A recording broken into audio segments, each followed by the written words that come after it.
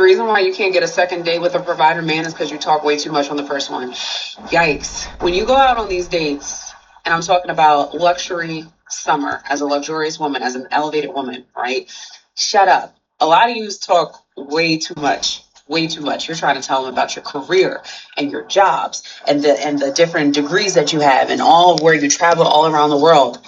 Less is more when you're in this type of lifestyle. As much as I love being an independent woman and a boss babe, I don't let men know what I do. They don't know where I live. They don't know where I work. They don't know the degrees that I have. I'm dual degreed in 2 business degrees, one in marketing, one in management. They don't need to know that because it's none of their business. What is their business is getting to learn me and my character and learning that I am a great, wonderful, elevated, luxurious woman that can add to their brand. That's all they need to know. Some things that a provider man would never ask you. They would never ask you what you bring to the table. They would never ask you immediately within the first 5 minutes of the conversation, what do you do for work, and want to know how much money you make or what type of degrees that you have that got you to your career. Those are homeless men that are looking to be housed. So with that being stated, when you go on these dates, when you're out and about with these provider men, you just want to be the beautiful, luxurious woman that you are. You answer in short sentences. You give them a little bit of information, but you keep the mystery. They don't need to know everything about you. And the difference is most women talk way too much on dates,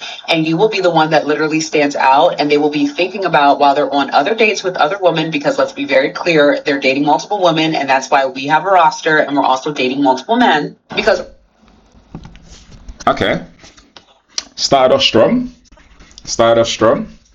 I mean, she's just talking about her specifics in terms of who she's dating, and dating well-to-do men that have means, men that are providers in a financial sense, obviously, because she hasn't mentioned anything else in terms of maybe character. Do they provide in terms of teaching you, understanding you? Do they provide that emotional stability that you might need, regulation, all that kind of stuff? So let's just address what she's talking about initially. So everything she said up until the point of having your own roster, I think, is generally up to date. I would add in there that being really short, sharp, and succinct with your answers is really not the best way to go, because at the end of the day, the whole point of talking is to get to know each other. You don't want to go into a specific scenario of a date with a mindset of, I just need to answer this question short and sharp. I don't want to give him too much. That's the whole point of getting to know each other. Elaborate a little bit, go into a little bit of context, a little bit of detail, so the person can understand you. But again, it all matters in terms of the line of questioning.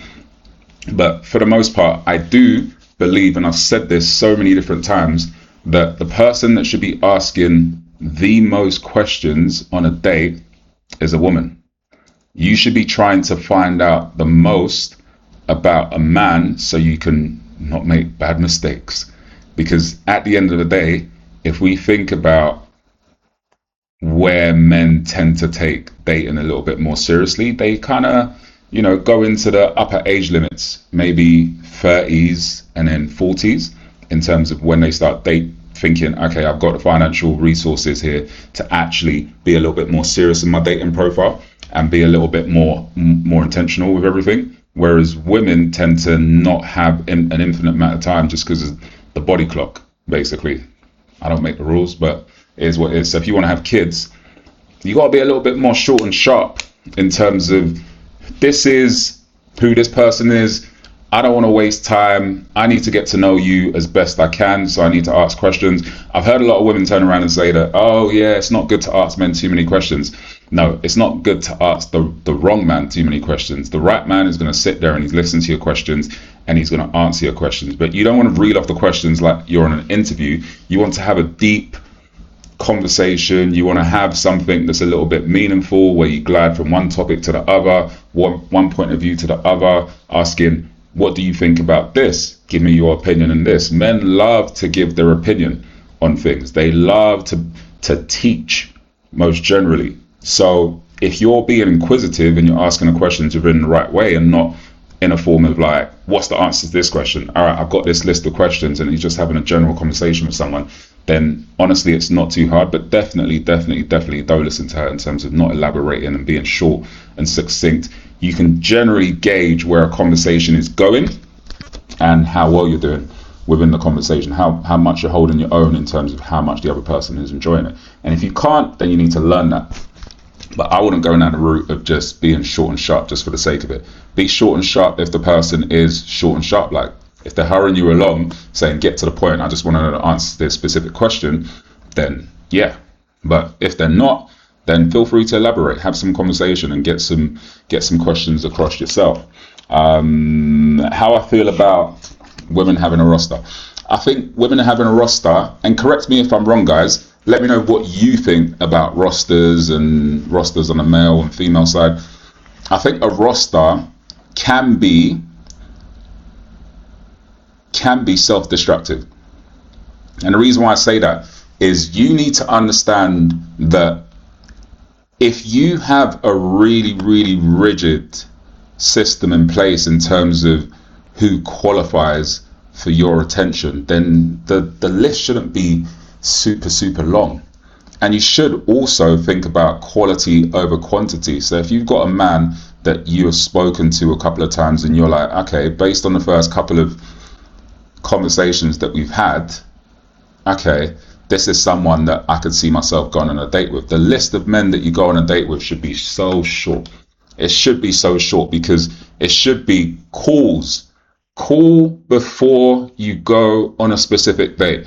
Build up some rapport. Have a certain level of understanding before you go on a date, because dates now become physical cues, now become vibe cues, because you can speak to someone or not to, let's say for instance, not speak to someone on the phone and then get to a place where it's like, okay, cool. Well, now I want to meet this person.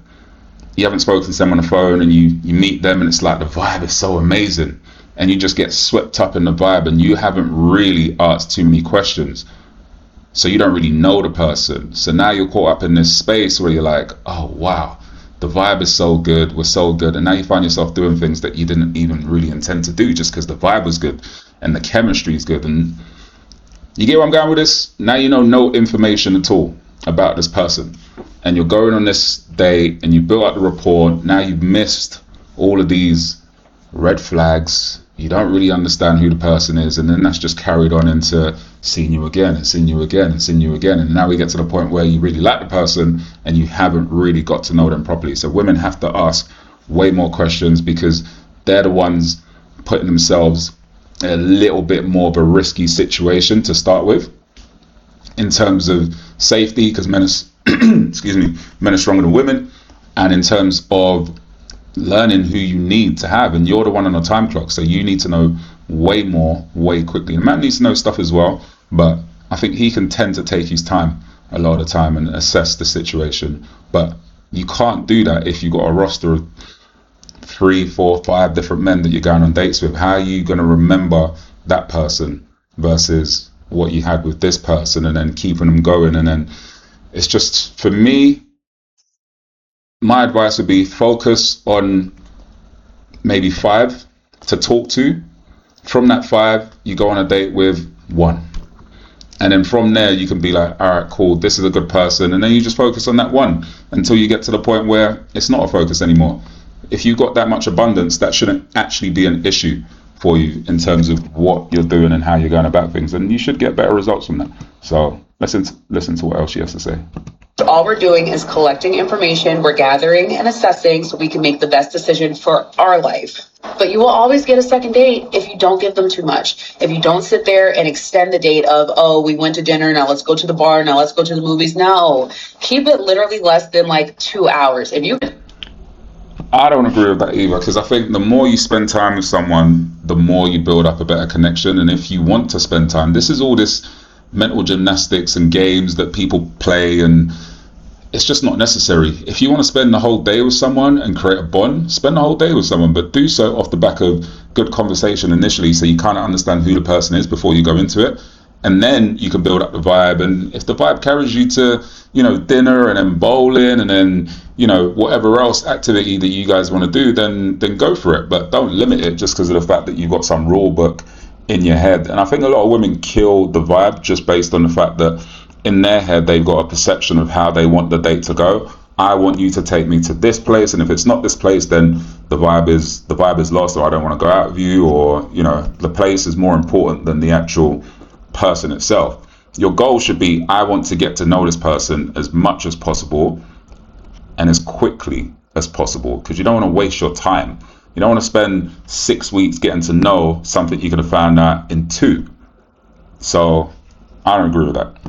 Do it at an hour and a half for dinner, then go home, okay? All that extending, they're going to get bored quickly. Keep the mystery. Give them a little bit and then retreat back. Never text them first, never reach out, and never care too much. That's why you have a roster, because you literally cannot get attached to one. And then after the first date, give it some time to breathe. If they reach out and schedule a second date, wonderful. If not, move on to the next. Dating in this lifestyle is very simple if you don't take it serious and you're very strategic on how you're doing it. And the best way, the most efficient way to be successful is by staying mysterious.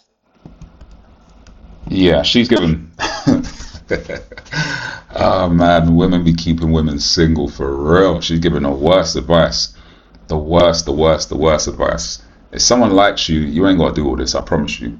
I promise you, if someone likes you, you ain't got to be playing mysterious, not texting first, and all this type of stuff and everything else. Listen, if you want to speak to that person, speak to that person. Read the energy. If they like you, they're gonna like the fact that you message them. They're gonna be like, hey, so happy to hear from you. If you don't feel that vibe, then that's where the problem is, not because of the fact that you wanted to talk to them. Like, women are generally way more clingy than men. So if you're trying to pretend, what's going to happen is, once you start to be yourself, which is, I want to be in your shirt every single moment I'm with you, which is what most women feel when they're with the man, he's going to be like, who the hell is this person? You weren't like this from the jump. You were all playing hard to get. This is what the problem is with games. You can't keep them going forward. You can't keep acting for long. So be your true, authentic self. The person that likes you is going to like it. You ain't got to do all this pretending. The more you pretend, the more it's going to be a crazy jump to who you actually are on a day-to-day basis. So don't pretend. Don't act. Just be yourself. You'll find the right person. Read the energy in the room. Reciprocation is everything.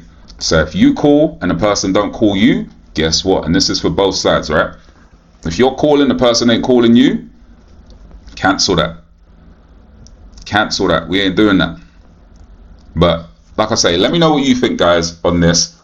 I think she's given really bad advice from my point of view. I think everybody's different. I think energy is the most important thing. If things are reciprocated from both sides, then don't put stipulations in place. Don't put, oh, it's got to be done this way. Obviously, get to know the person as much as you need to make the next decision that you want to do. But you need to be really good judges of character. So that's why you got to ask questions. That's why you got to understand scenarios, and that's why you got to understand the background of people. Understand who people are at their core. Don't just go off the vibe. But as always, let me know what you think in the comments. Am I talking absolute nonsense, or have I got a point? Does she have some points in terms of what she's saying? Get the conversation started. And as always, like, comment, and subscribe. I'll see you in the next one.